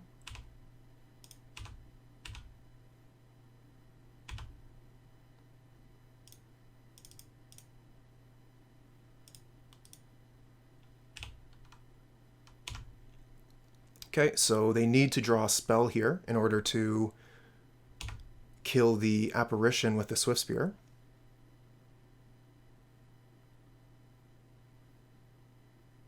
And then if they do kill the Apparition, but don't kill us, we can Flickerwisp the token. Hey! Luris. So we have Leonin Arbiter, Path. Arbiter does work quite well with Path and Ghost Quarter. So we're going to keep this. It's not a fantastic hand, but I think it's good enough. And if we're playing versus Death Shadow, this could be pretty great, actually. We'll start out with basic Plains Pass.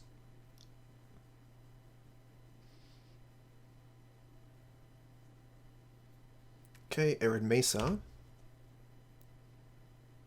Getting basic Mountain and Goblin Guide, so it looks like we're playing Burn deck again.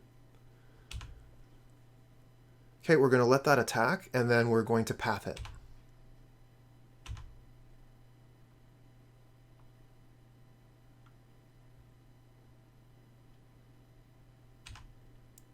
Okay, Aether Vial on top. Not exciting.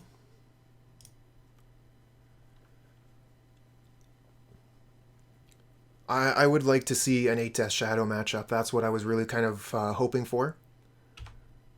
We were fighting against no end to Death Shadow decks when we were playing Death Shadow ourselves.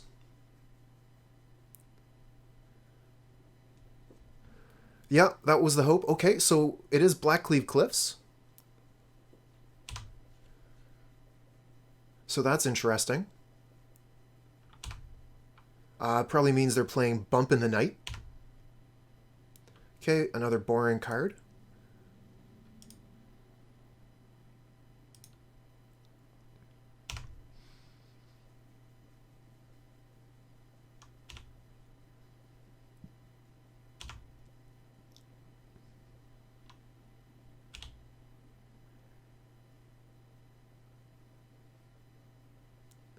Okay, Fiery Islet.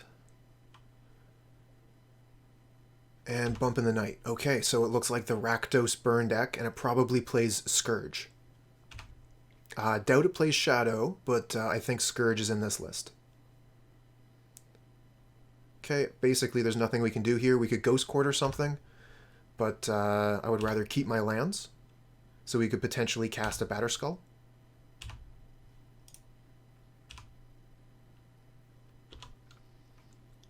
Okay, we do get a creature here, so we're going to go ahead and cast it. And we'll keep Plains up for Path to Exile.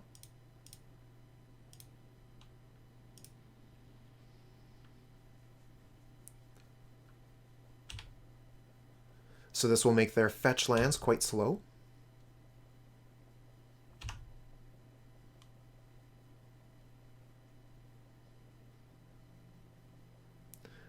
Okay, and we are still at 8 here. Oh, interesting. They paid the life even though they couldn't get it untapped, so they could play a bigger threat. Okay, we're going to keep the Path in our hand and see if we can draw an Arbiter first, but I doubt they'll have many more basics, maybe a single Swamp. We'll still just play to the best possible outs here.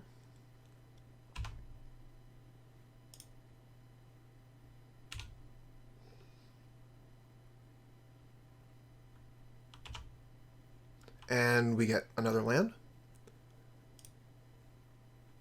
So we'll use the Path to Exile probably on their upkeep. We won't have another spell to cast, so we don't need to worry about that.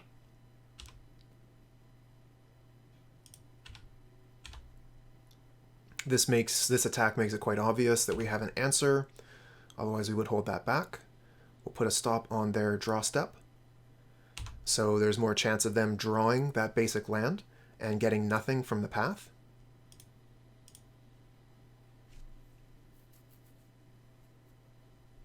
But it does risk them drawing into... what is that Phyrexian spell that gives it protection from a color? Apostle's Blessing.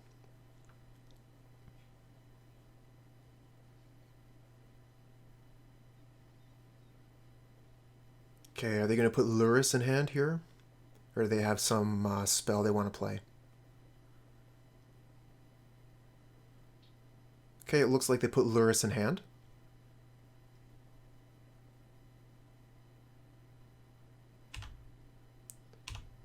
They don't have anything in the graveyard that they can actually bring back yet, though. We're going to put the Aether Vial up to 3. That's the best place for it to be. And we draw another land. I'm going to Ghost Quarter the Blackcleave Cliffs to try and take them off black mana during their draw step. I mean double black, so they can't cast the Lurrus.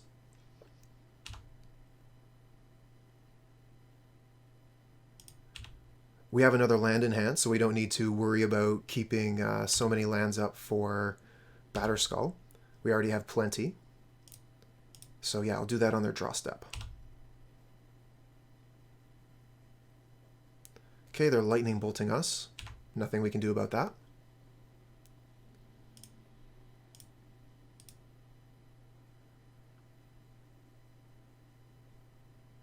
Get rid of the Blackcleave Cliffs. They have no swamp. Okay. So they're down to a single black mana. They cannot cast Lurrus. And they're going to skewer us. Okay. So we're just about dead.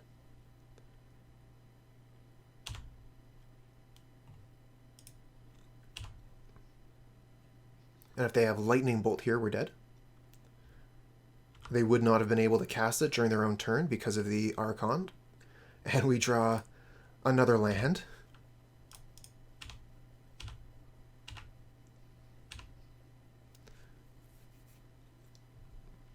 You know, we're just maximum luck here. And Lava Spike, we're dead.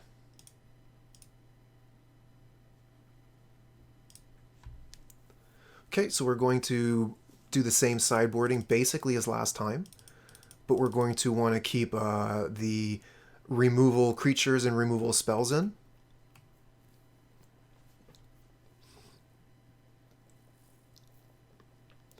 As for what to take out, we either want to be looking at Stoneforge Mystic or Leonin Arbiter. The deck is going to be using a lot of fetch lands, so we think we want to keep the Arbiters in. Sort of Fire and Ice. Protection from red is pretty good. Batterskull is amazing, so we want to keep those. Maul of the Skyclaves, it's okay.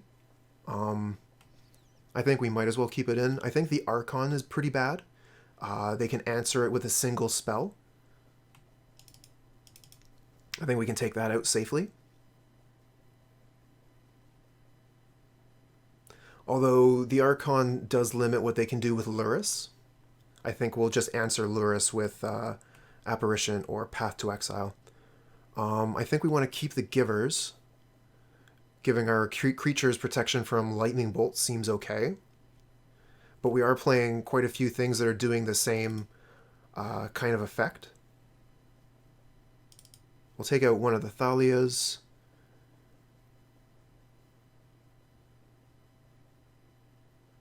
Maybe one of the Arbiters. And we'll keep the Stoneforge Mystics to get the Batterskull.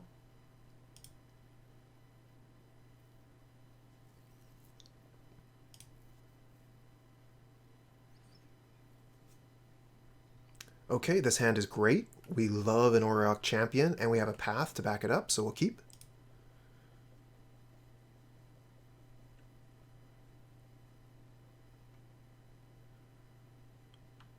$147. Is that how long it took a message to come up, or how long I was playing?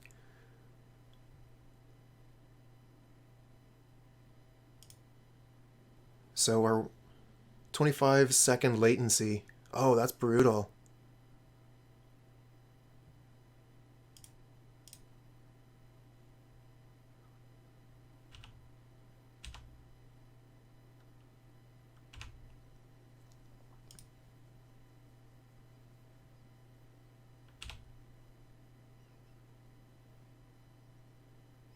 Okay, Blood Crypt and Goblin Guide. That's great. We do not fear Goblin Guide with our Burrenton Forge-Tender. And we're going to be playing Auriok Champion next.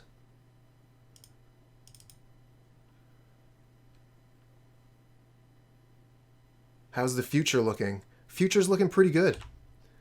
We got 2 protection from red creatures.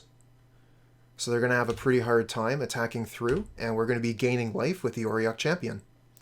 Next turn, we're probably playing a Thalia,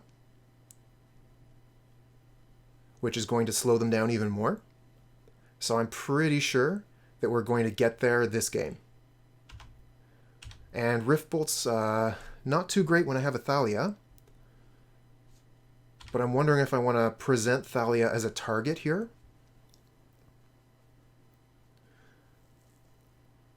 Yeah, I think I do. We'll put the Thalia out. And we'll protect it with the Forge-Tender. How many lands do we have? I can answer that in a minute. Just going to consider how I want to attack here. I think I attack with all. Thalia blocks Goblin Guide quite well.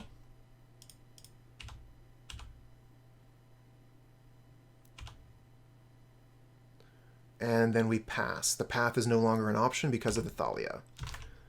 Alright, I'm going to take a quick peek here. So we have 11 planes, a silent clearing, that's 12, 13, 14, 15, 16. We have 20 lands. Maybe 22, 23? Let me double check here. Yeah, we have 23 lands.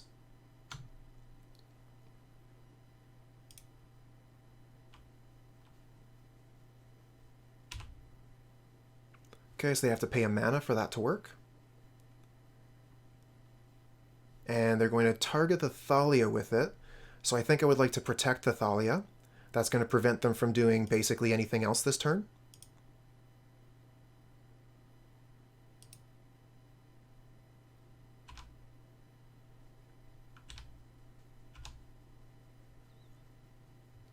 They can't attack, and they have no lands.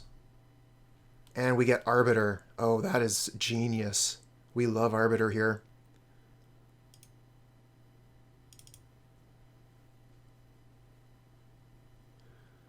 Yes, it does seem a bit high, but we have 3 draw lands, and then a lot of our other lands are Ghost Quarter and Field of Ruin. So quite a few of our lands are actually spells.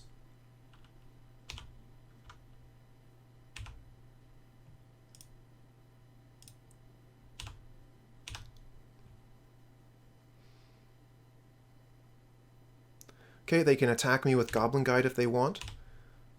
I'm fine with that. I would rather get the damage in with Thalia. We want to end this game before they have a chance to get more lands in play. Okay. So we're going to Game 3 of Match 5. I don't think I want to make any changes to the deck here. Mirran Crusader is an option. It has protection from black.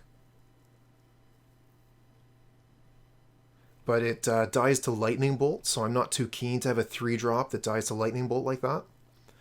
We could bring in Winds of Abandon, but I think we have enough removal with 4 Path and 4 Skyclaves to get their Scourges. So I think we're just going to run it back as is.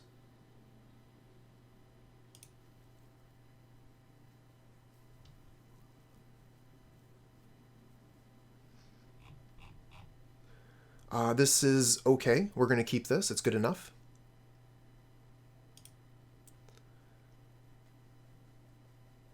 So one of our options here is, do we want to play Giver of Ruins first to try and protect the Thalia, or do we play Aether Vial first? Generally, I want to play Aether Vial.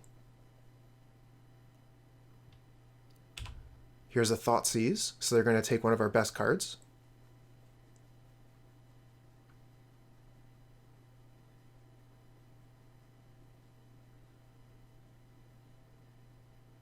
Yeah, you're probably right. Probably should have brought the Mirran Crusader in. I'm just thinking that it's so easy for them to answer it with Lightning Bolt.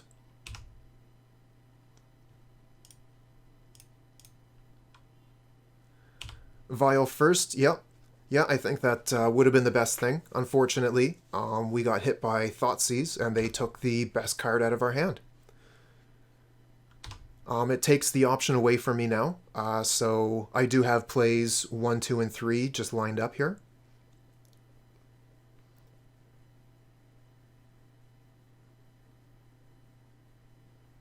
And they get rid of the Giver of Ruins, but that's a Lightning Bolt that did not go to my face, so we're fine with that.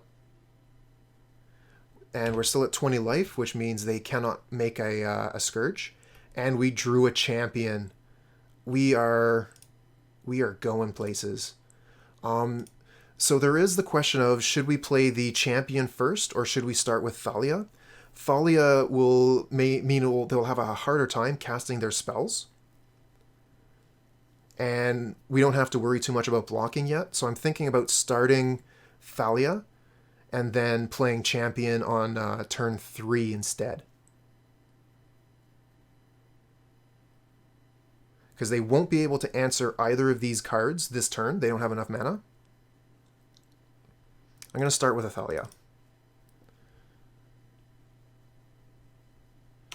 Okay, so they do go ahead and fetch. This could be a lightning bolt at our face, which would allow them to play a Scourge next turn. But we have answer to Scourge in Skyclave. Okay, they're clinging to dust instead, so they want to draw a card. That's fine.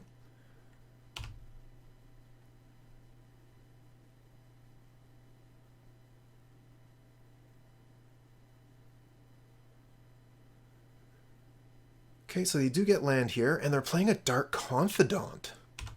That's interesting. I haven't seen Dark Confidant in these lists yet, so this is brand new to me. I think that's pretty cool. We do have an option now to play the Skyclave or the Champ. I'm leaning towards playing the Skyclave. I've always leaned towards taking Bob off the table as quickly as possible. And we're still at 20 life, and it's going to use our mana, maximize our mana. So we're going to do that. We'll offer them the opportunity to block if they would like. Okay, and we'll play this.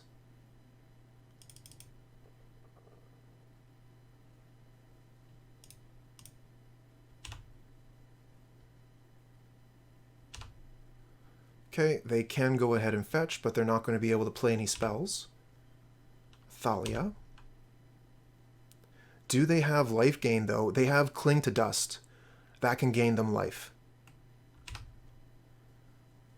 We already have a Giver of Ruins in the graveyard, so they could Cling, gain 3.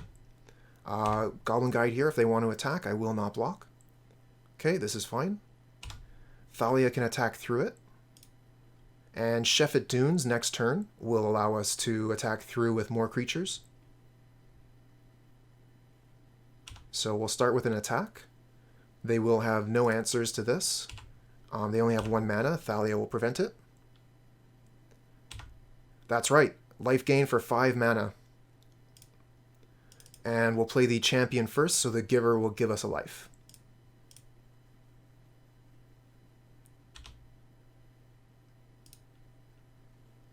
Okay, pass it on. Getting pretty excited here, chat. Oh, we did it! We got the trophy. I'm going to switch the screen here. That's pretty exciting, though. Let's see. There we go. So we got our second modern trophy. In this season, the first on stream. So that's pretty satisfying, pretty exciting. I hope that you enjoyed the matches as much as I did. It's always nice to win, so going 5-0 is pretty fun. This is the deck that I ran today. Who got a trophy? I don't know. Who could it be? That's me. 2 trophies. Hey, thanks, J-Min. Yeah, it was definitely starting to sweat there. You know what happens like when you're doing well and you don't really know which way it's going to go? Yeah, we did. We just got 5-0. So that bumps us up a little bit in the leaderboard.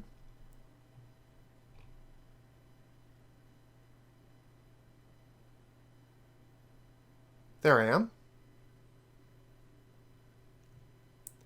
Anyways, I'm going to be definitely putting that up onto YouTube. Anyways, so this is the deck. I'm going to be on for another couple of minutes. If you have any questions, feel free to answer. I am not very experienced with taxes, but it is an excellent deck, and I would highly recommend it to anyone looking into getting into the modern format. I was talking with my friend Kenny on Monday when I decided to pick up this deck. And he gave me a couple of pointers, and he was the one that suggested I play the Auriok Champion, which was pretty great in that final match.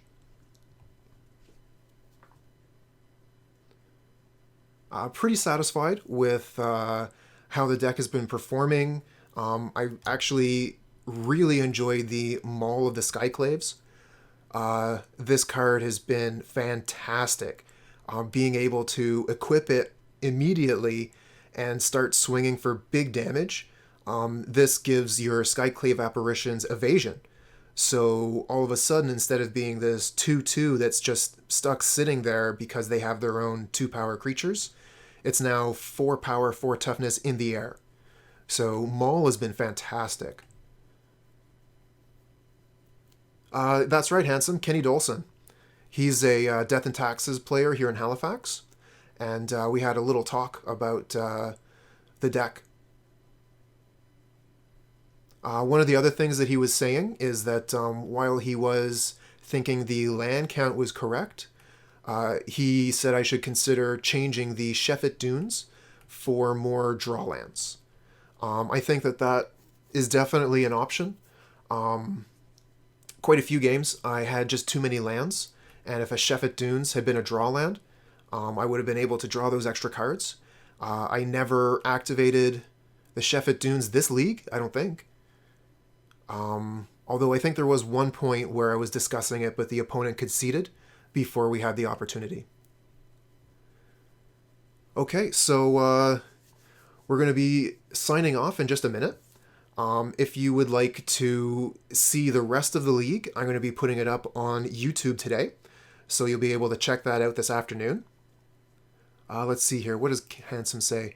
Flickerwisp returns at next end step. If you flick during their end step, they don't get the creature back until your end step. That's correct. So if you have Aether Vial, you can do a lot of tricks with Flickerwisp, and it also targets lands.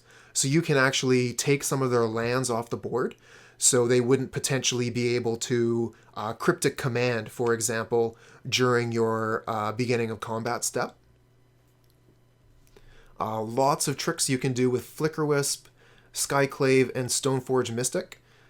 Something that I wanted to do, but the opponent removed my Stoneforge Mystic before I could.